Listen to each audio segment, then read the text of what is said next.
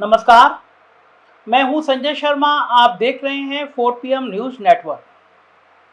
गुजरात के चुनाव ने साहब का कुछ मिजाज बदल दिया है। साहब परेशान हैं। गुजरात मतलब साहब की आत्मा।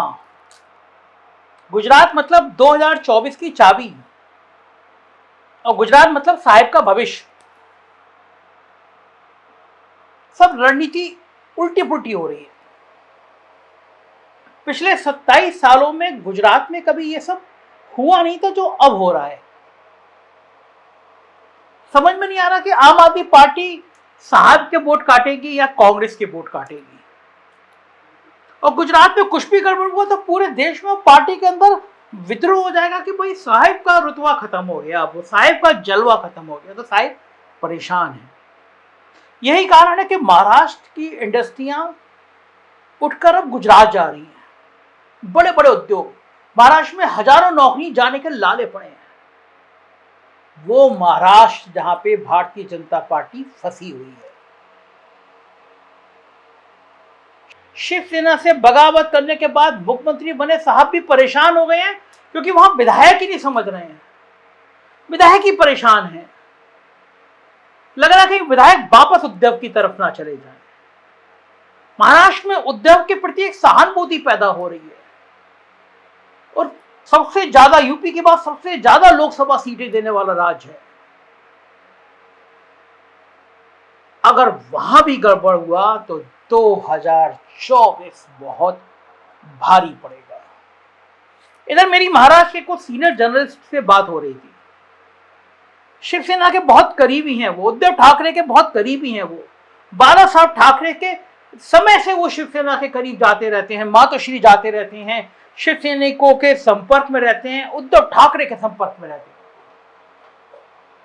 और उन्होंने एक खुलासा किया, जिस खुलासे के बाद अगर वो हकीकत में बदला तो साहेब के और छोटे साहेब के पसीने आ जाएंगे। बताऊंगा मैं आपको। उससे पहले देश की राजनीति और साहब के सपने और शिवसेना के ख्याल को जोड़ने से पहले मैं आपको देश की राजनीति के पिछले पन्नों की तरफ ले जाता हूं।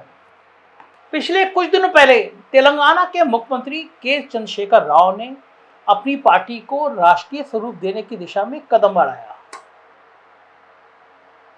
एक जमाने में एनटी रामाराव भी अपनी तेलुगु देशम की भारत देशम बनाकर दिल्ली की सियासत में एक लंबा खेल खेलने का इरादा रखते थे, क्योंकि 1984 की लोकसभा में कांग्रेस 414 सांसद के बाद उनकी पार्टी ही दूसरे नंबर की पार्टी 30 सीटें हुआ करती थी।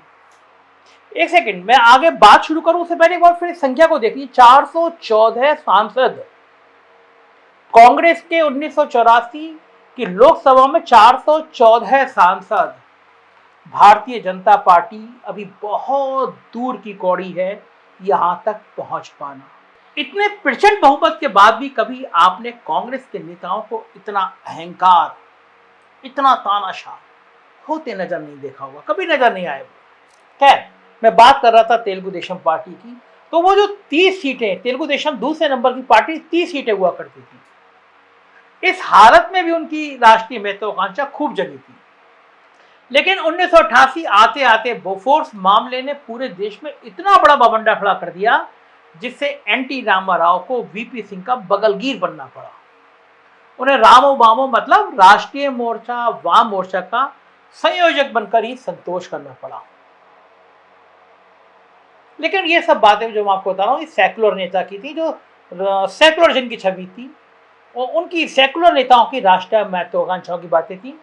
लेकिन आज हम चर्चा कर रहे हैं हिंदुत्व की लाइन पर चलने वाली एक पार्टी की राष्ट्रीय महत्वाकांक्षा की, जो मैंने आपको बताया था कि जिस सपने की बात कर रहा हूं और जिस सपने से साहब के पसीने आ जाएंगे, उस पार्टी की बात कर रहा हूं। एक ऐसी पार्टी जिसके हिंदुत्व की साख तो भारतीय जनता पार्टी से भी ज्यादा है, लेकिन उसका आधार सिर्फ महाराष्ट्र तक सीमित है। अब अंदर खाने चर्चा चल रही है कि शिवसेना भी अपनी राष्ट्रीय महत्वाकांक्षा की तरफ कदम बढ़ा रही है। आज की शिवसेना बाल ठाकरे के बेटे उद्धव ठाकरे की शिवसेना है, जिनकी पार्टी को भाजपा ने तहस नहस करने की कोशिश की है।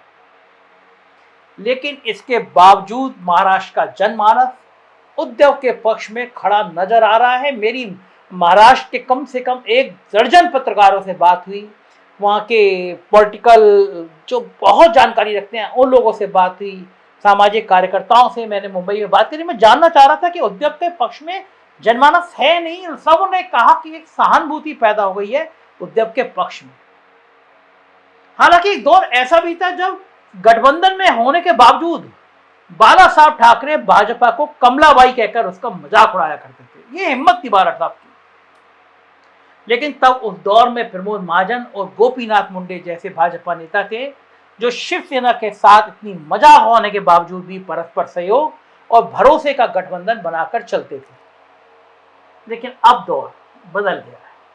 अब दौर देवेंद्र फडणवीस का है, जिनका डिमोशन हुआ या प्रमोशन यह आज तक तय नहीं हो पा रहा कि एक आदमी मुख्यमंत्री बनने के बाद डिप्टी सीएम बन गया है। सिर्फ इतना तयशुदा दिख रहा है कि वो भाजपा की गुजरात लॉबी, मोदी और शाह की लॉबी उनके हाथों में इस कदर खेल रहे हैं कि जहां हिंदुत्व से ज्यादा बड़ी अहमियत मोदित्व की है, और यही मोदित्व, यही शाह के प्रति प्यार शिवसेना को राष्ट्रीय स्तर पर हिंदुत्व के खाली हो रहे स्पेस को भरने के लिए प्रेरित कर रहा है। आइए मैं आपको बताता हूं शिवसेना ऐसी कोशिश करती हुई क्यों नजर आ रही है, क्यों उद्धव ठाकरे के मन में देश की राजनीति का ख्याल आ रहा है और क्यों उद्धव ठाकरे देश भर में भाजपा का बोर या बिस्तर बांधने के मूड में दिख रहे हैं। थोड़ा पीछे चलता हूं मैं आपको उस दौर में लेके चलता हूं और साबित करूंगा कि बाल ठाकरे देश के इकलौते नेता थे जिन्होंने हमेशा से यह कहा कि 6 दिसंबर 1992 को बाबरी ढांचे को शिव सैनिकों ने गिराया था, वरना भारतीय जनता पार्टी के नेता तो इस मुद्दे पर भीड़ के मनोविज्ञान के ऊपर पल्ला झाड़कर निकलने की कोशिश करते थे। इसके आगे चले तो 1999 में जब पाकिस्तान की क्रिकेट टीम ने 12 साल बाद भारत का दौरा किया था, तब बाल ठाकरे ने मुंबई में कोई मैच नहीं होने दिया। इतना ही नहीं, शिव सैनिकों ने दिल्ली के फिरोज शाह कोटला स्टेडियम की पिच तक खोद डाली थी, जिस वजह से उस टूर्नामेंट को रीशेड्यूल करना पड़ गया था। इसके बाद जब 2008 में 26/11 का हमला हुआ, तब सड़क पर लोगों को राहत पहुंचाने की कोशिश करते हुए शिव सैनिक ही दिख रहे थे, ना कि भारतीय जनता पार्टी के लोग।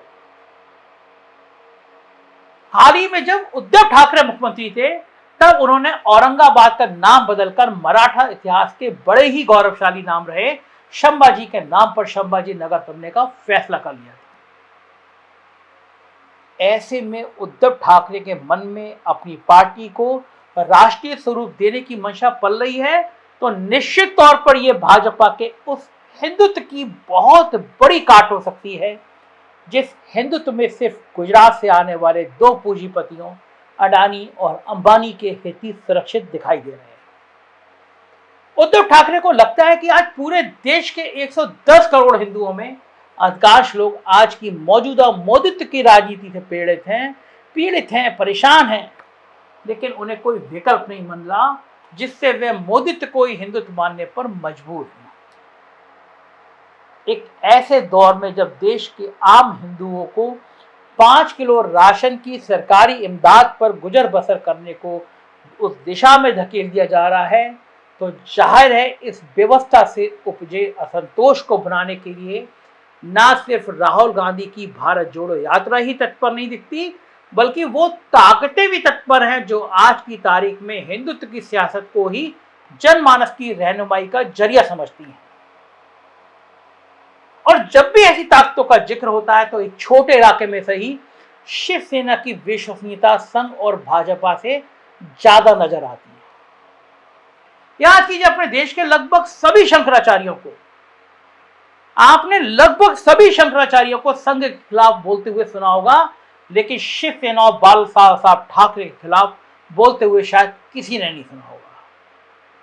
यानी सनातन धर्म की परंपरा के साथ संघ और भाजपा के हिंदुत्व का जो द्वंद्व है, उसे भी आने वाले समय में शिवसेना के द्वारा भुनाने की कोशिश हो सकती है। इसलिए यदि शिवसेना राष्ट्रीय फलक पर आती है तो भाजपा को नाको चने चबाने पड़ सकते हैं। उद्धव ठाकरे का प्लान है ये, उद्धव ठाकरे की योजना है, खासतौर से हिंदी भाषी राज्यों में अपना विस्तार करने की योजना है। और अगर शिवसेना इस विस्तार पे आती है तो बड़े साहेब और छोटे साहेब को पसीने तो आने हैं। क्या होगा उनकी राजनीति का, 4 PM की निगाह रहेगी। आप देखते रहिए 4 PM न्यूज नेटवर्क। यही चैनल है जो सच बोलने की हिम्मत करता है, गोदी मीडिया नहीं बनता। साथ दीजिए, सब्सक्राइब करिए, दोस्तों से कहिए जरूर सब्सक्राइब करें इस चैनल को। यूपी की खबरें देखनी हो तो 4 PM यूपी और बिहार की खबरें देखनी हो तो 4 PM बिहार को सब्सक्राइब करिएगा। शुक्रिया, थैंक यू।